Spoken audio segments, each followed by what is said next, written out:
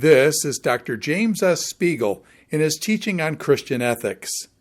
This is session number 12, Reproductive Technologies.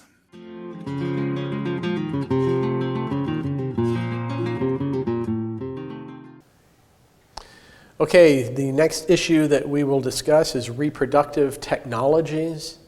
There are a number of moral issues in our time which have emerged because of moral questions that arise with the development of certain technologies.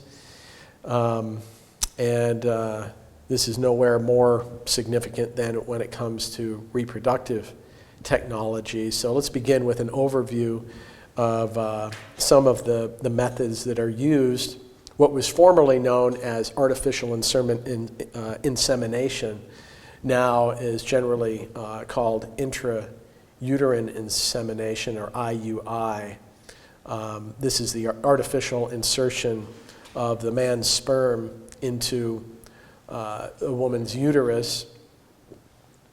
There's gamete intrafallopian transfer, also known as GIFT, where multiple eggs are extracted from the woman and then placed with the man's sperm in the woman's fallopian tubes. In vitro fertilization, which is a bit more well-known, with IVF, eggs are fertilized in the lab, and then the embryos that are created are implanted in the uterus, or in something called ZIFT, the embryos are implanted in the fallopian tubes, or the zygotes would be implanted in the fallopian tubes. And then in surrogate motherhood, a third-party woman is used to carry a baby to term, which for whatever reason the other woman cannot, and the surrogate is impregnated through either IUI or IVF, and then carries the baby to term, which she may or may not be genetically related to, depending on what eggs are used. So what should be our approach to these issues? According to the utilitarian or the Kantian, we need only consider the future happiness, we need only consider the happiness or the pleasure of the people involved, which would be the mother, the father, the surrogate, if we're talking about surrogate motherhood. And we can also take into account the future happiness or pleasure on the part of the baby that's created. In the case of Kantian ethics, we consider the autonomy of the people involved, and respect for persons, and so on. And can we universalize this this practice? But from a Christian standpoint, we need to consider other practices as well. And Scott Ray is helpful in providing some moral parameters that are worth considering, and various other considerations. One is that medical technology is a gift. We are divine image bearers. We are creative and innovative. And one of the things that human beings as divine image bearers have the capacity to do is create all sorts of technologies. So that is a blessing from God, other things being equal. Technologies can be used for good or ill. And as we reflect morally on issues like this, we're striving to use our technologies for moral good rather than for evil. Secondly, procreation was designed by God to occur within the context of a heterosexual, monogamous marriage. We'll talk about in a separate lecture human sexuality, moral questions that arise related to human sexuality. Thirdly, that the sanctity of life and the moral status of the unborn are important considerations. From a Christian point of view, we believe in the sanctity of human life, that all human life is sacred because human beings are made in the image of God, we're told in Genesis 1. And as we talked about in our discussion of abortion, from a biblical standpoint, the unborn child is a sacred life. The sanctity of human life principle applies to the unborn child. So that needs to be kept in mind. Fourthly, that adoption is an important alternative to consider as opposed to opting for any of these reproductive technologies. And it's something that is definitely a blessing for, millions of couples who choose to adopt. It is a very redemptive thing to do, particularly when a couple adopts a child that otherwise would not be well cared for. And that in any case, children are a gift from God. Whenever there's the natural production of a child through the procreative act, that is a gift from God. It's something that he does, especially within each womb when a child is created. And finally, the virtue of faith. This is certainly a trial of faith for many couples who are having difficulty conceiving. And it's an opportunity. I'm sure most don't view it that way. It's a time where one can grow in faith and trusting God's sovereignty. It's a very difficult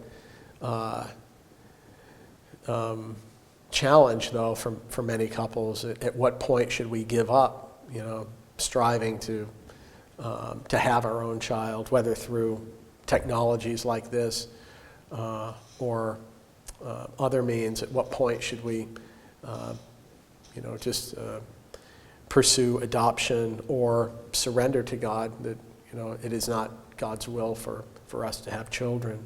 The pastor of my church, where I'm a member, he and his wife were unable to conceive. And so at some point they just decided, well, it's not God's will for us to have our own children. And for whatever reason, they decided not to adopt. But they focused on other forms of ministry, welcoming different students into their home, living with them, sometimes people from other countries. And they've ministered in that way, and it's been very powerful ministry for them. But that can be a very challenging trial of faith. Here are a couple of Roman Catholic theological distinctives that are not necessarily affirmed by most Protestants, but are certainly worth considering and taking seriously. One is this idea of the unity between sex and procreation. And in the Roman Catholic theological tradition, there's a norm that is recognized that marital sex should always be open to procreation. So it's not saying that you should always be intending to have a child every time you have sex, but there must be an openness to procreation, and that would entail not taking steps to prevent procreation that are artificial, using technologies, contraceptives. Although something called the rhythm method is approved, and that is simply through self-control, avoiding having sex at times when it is more likely that the woman may conceive. But there's a much tighter connection recognized and affirmed between the sex act and procreation in the Roman Catholic tradition than is generally the case with Protestants. And then in terms of the proper role of technology in the Roman Catholic tradition, medical technology is recognized as something that can assist normal intercourse, but may not replace it. So that has implications for some of these reproductive technologies. Here are some of the moral issues that arise in the context of some of these reproductive technologies. Intrauterine insemination and in vitro fertilization, as well as gift. The use of ovulation drugs in the cases of gift, IVF, but also sometimes in IUI, poses a significant risk for high numbers of multiples, sometimes 4, 5, 6 babies being produced through these methods that poses a high risk to the mother as well as the babies, and you have higher incidence of loss of the children's lives. So it's a difficult question, given that when, say, in vitro fertilization is done, it's expensive. You're spending tens of thousands of dollars for this, and when you have these embryos then that have to be implanted, that process is also expensive. So you want to get the most out of your money. So that is the incentive to insert a high number of embryos with the hope that at least one implants. But through the process of in vitro fertilization and the production of all these embryos, it is routinely the case that there are going to be leftovers and embryos that are not necessary, because now, say, the couple has gone through the process 2-3 times and they don't need to use the other embryos that are now being held in cold storage. So what to do with them? They could simply be destroyed, or they could be donated or stored indefinitely, or they could be used for experimental purposes, such as for stem cell research, which many people advocate. The financially risky solution here is to create no more embryos than you're willing to carry to term.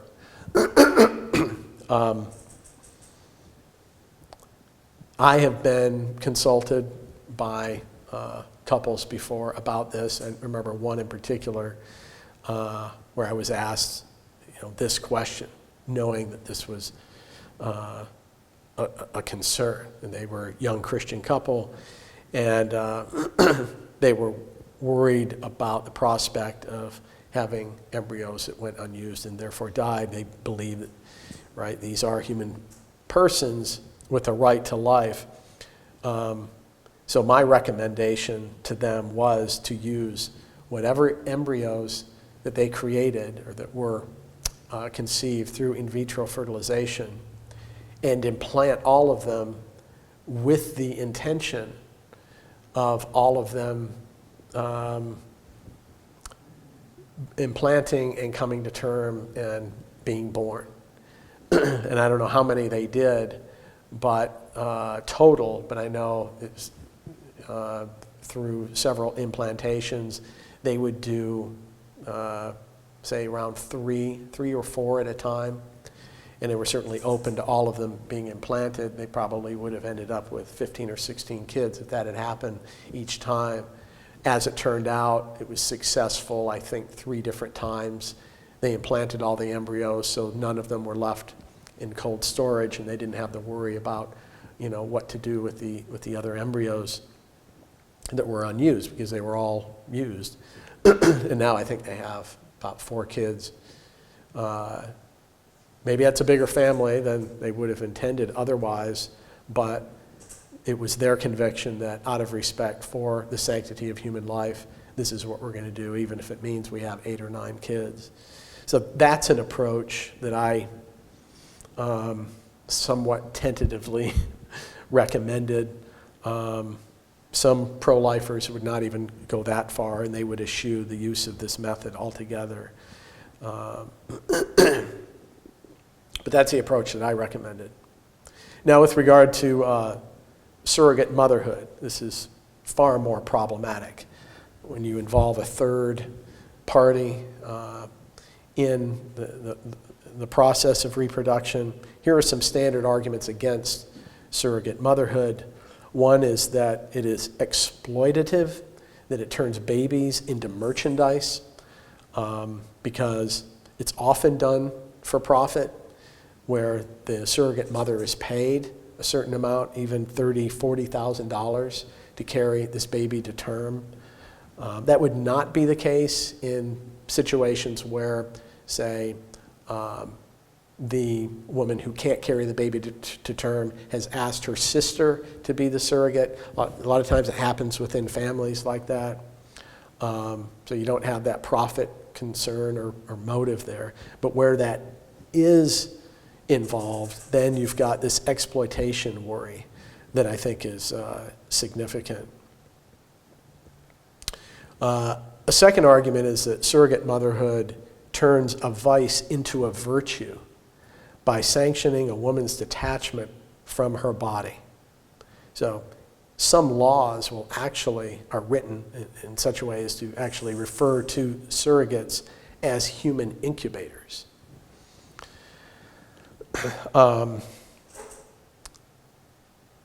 It would ordinarily be understood to be a vice on the part of a mother to be emotionally detached from her child. But that's exactly what is wanted in this case, so that the surrogate mother will readily give up this child she just gave birth to. So isn't a practice which turns a vice into a virtue, or regards a vice as a virtue, morally suspect for that reason? In many cases, the surrogate changes her mind, becomes so attached to the child emotionally that she does not want to give it up. And that can create, and has created, many conflicts and complications in cases of surrogate motherhood. And that leads to another question. What rights, if any, should we recognize the surrogate as having regarding her baby? That's not easy to figure out. It becomes very complicated. And you have, again, the various practical problems related to this, including the emotional distress, even if she does decide to give the baby up. This, in some cases, has a lasting negative emotional effect. So here are some concluding questions that we can ask. Might Roman Catholics have been correct all along? That the problem lies with the strong separation of sex and procreation. Should married couples always be open to the possibility of conception for this reason? In the Protestant world, among evangelicals, things have changed dramatically in the last 50 or 60 years, particularly with the advent of the birth control pill, which, when the birth control pill was first put on the market in the early 1960s, I've read that as many as 95% of evangelicals were against it, which is interesting because now the numbers would probably be reversed. The strong majority of evangelicals would be okay with the birth control pill. And that shows just how much this particular practice has impacted perspectives in the evangelical community. But evidently, far more evangelicals back in the in the 60s recognized a kind of natural connection between sex and procreation that the idea of a birth control pill was, contradicting. And it's true with a lot of things, right, that are kind of cultural developments that are shocking at first, and then we tend to get acclimated to the idea. I know the bikini bathing suit was introduced around the same time, and that was quite a scandal among Christians, basically just coloring underwear and then presenting it as legitimate swimsuit attire. And now you don't hear many complaints about bikinis.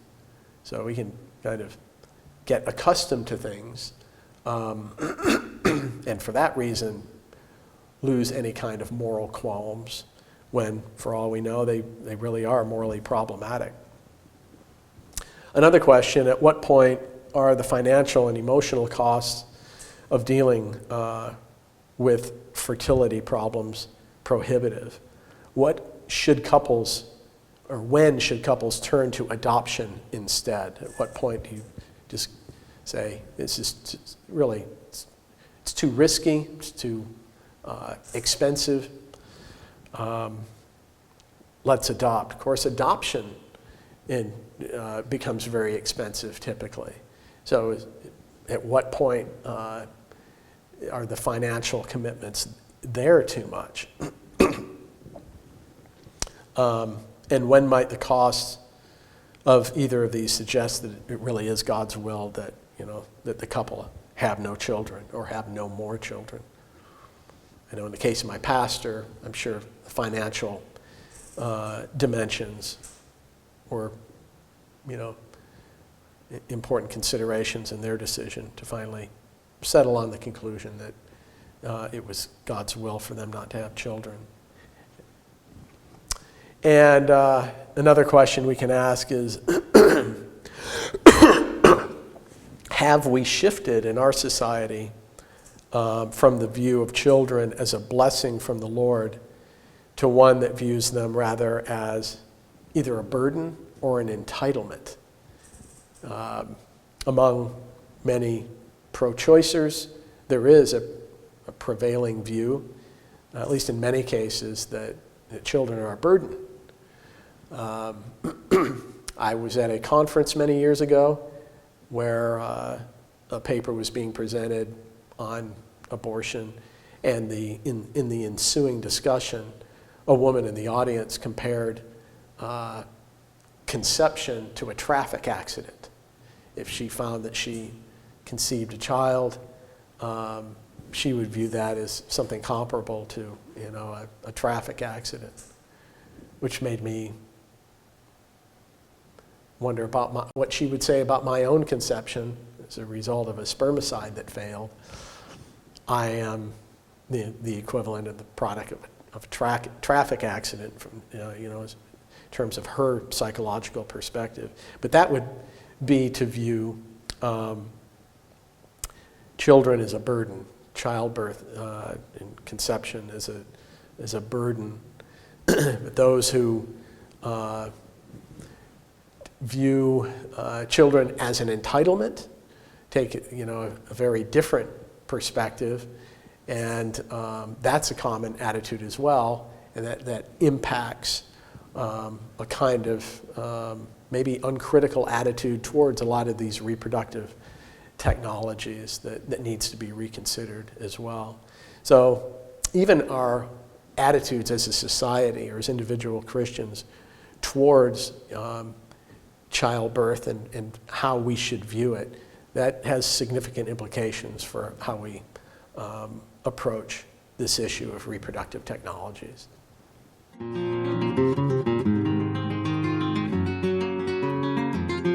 This is Dr. James S. Spiegel in his teaching on Christian ethics. This is session number 12, Reproductive Technologies.